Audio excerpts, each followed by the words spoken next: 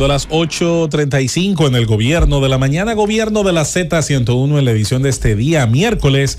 Es el momento de dar los buenos días a la participación de nuestro compañero Rosendo Tavares Villalobos. Gracias, José Luis Mendoza y Cervantes, querido y distinguido coordinador del Gobierno de la Mañana. El saludo para don Álvaro Albelo, la hora de don Álvaro todos los días 6 a 7 de la noche para cerrar en alto el Gobierno de la tarde. El saludo para todo el equipo del Gobierno de la Mañana. El saludo para todo el país de aquí y el país de allá. El país de allá que ha estado afectado en las últimas horas, sobre todo en el fin de semana y hasta ayer martes todavía muchos problemas con la situación del caos en la industria aérea. Miles de retrasos, miles de cancelaciones de vuelos de diferentes aerolíneas, entre las cuales están las principales que sirven el mercado de la República Dominicana, y ha sido la ciudad de Nueva York, sus aeropuertos internacionales, La Guardia, el Kennedy, el Liberty Newark, las terminales más afectadas por esta situación, que ha tenido mucho que ver con tormentas que han estado afectando el territorio de Estados Unidos en los últimos días, pero que también ha tenido que ver, y fue una denuncia que hizo ayer puntualmente, por ejemplo, la rama ejecutiva de la línea aérea United Airlines dirigió una comunicación a la Agencia Federal de Aviación asegurándole que ciertamente el sistema de tormentas ha afectado a la industria, pero que también ha tenido mucho que ver para el caos que se ha generado el tema de que muchos controladores aéreos y otros oficiales de la industria han mostrado impericia y han mostrado falta de preparación para actuar en momentos difíciles como los que se han presentado, y eso ha contribuido mucho a generar esta situación. ¿Por qué United se apresura a hacer ese señalamiento? Eso no es muy frecuente. Y es la primera vez que yo lo veo.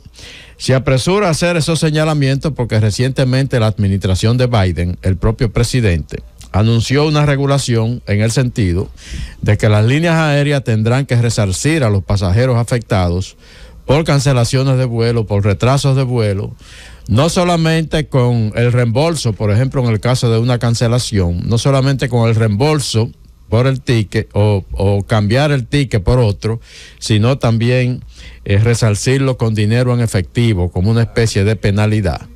Pero otras medidas, decía Biden y decía el secretario de Transporte de los Estados Unidos, eso fue anunciado en mayo, de que más adelante se estarían tomando regulaciones para que no solo se tenga que hacer la aerolínea responsable por el tema del boleto aéreo y de una recompensa económica en caso de una cancelación o un retraso, sino que también tendrán que hacerse responsables en caso de que el pasajero incurra en gastos de hoteles, taxis, comidas, cuando se ve afectado por esta situación. Entonces, por eso, United recurre ante la agencia federal y dicen, miren, la culpa no es de nosotros.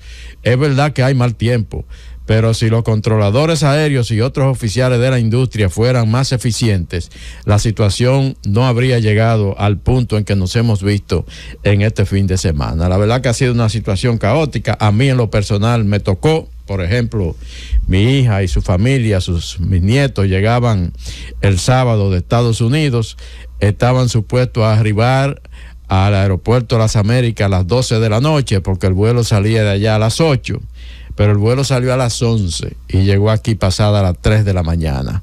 Entonces eso afectó a miles de pasajeros que viajaron o han estado viajando en las últimas horas a la República Dominicana. Así que si usted se ha visto afectado por esta situación, reclame ante la aerolínea porque probablemente usted tendrá que recibir una compensación que podría ser reembolso de ticket, pero también una compensación económica conforme lo establecido por el gobierno de los Estados Unidos. Miren, cuando ustedes hablan de Harvard, la Universidad de Harvard, allá en Cambridge, Massachusetts, usted está hablando de la excelencia académica, no solo a nivel de Estados Unidos, sino a nivel mundial. Y cuando usted pasa por las aulas de esa prestigiosa universidad, usted está seguro de que todo el que se para allí en un aula a dar clase es una persona que es pulcra en todo el sentido de la palabra, y es una garantía de que usted está recibiendo cátedra de una persona, por ejemplo, que no puede estar bajo ninguna circunstancia cuestionada. Harvard ha sufrido desde ayer una hecatombe en su prestigio. ¿Por qué?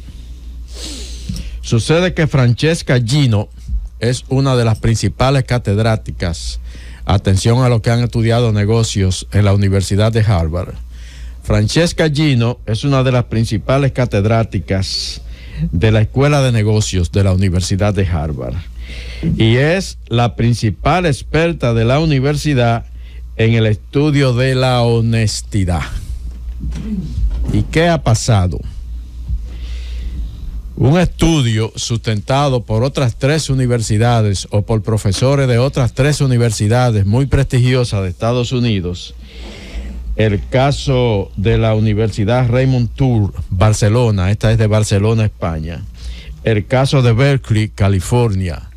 El caso de Penn State, en New Jersey, Estados Unidos. Han publicado un estudio donde sustentan y demuestran que esa prestigiosa catedrática de Harvard ha incurrido en falsedades en diferentes artículos que ha publicado.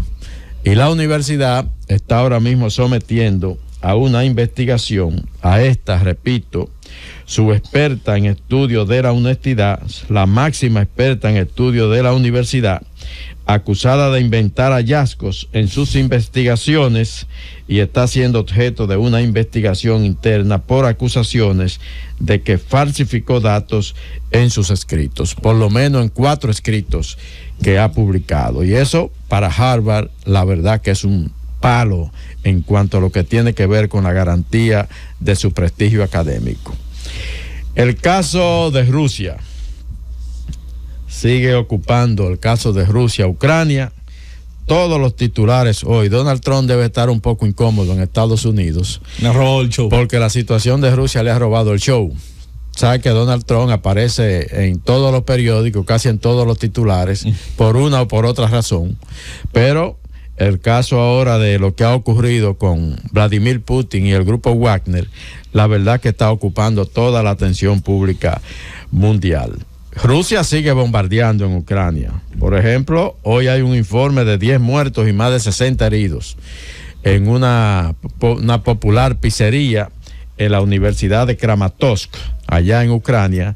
Ahí impactaron 2 misiles rusos, matando a 10 e hiriendo a más de 60. Dicen que es un sitio muy popular, utilizado, por ejemplo, por los corresponsales extranjeros, los periodistas corresponsales extranjeros que se reúnen allí para redactar sus notas, y también muy popular entre civiles ucranianos que visitan mucho ese lugar. Fue impactado por 2 misiles y ahí hay una situación que ha generado mucha calamidad. Pero yo creo que lo más importante que ha ocurrido con respecto a esta situación de Rusia-Ucrania hoy es un informe que está publicando esta mañana el periódico New York Times y que se lo atribuye a oficiales de la inteligencia norteamericana, que aseguran que un general activo de las Fuerzas Armadas rusas, el general Sergei Surovikin, estaría involucrado en el intento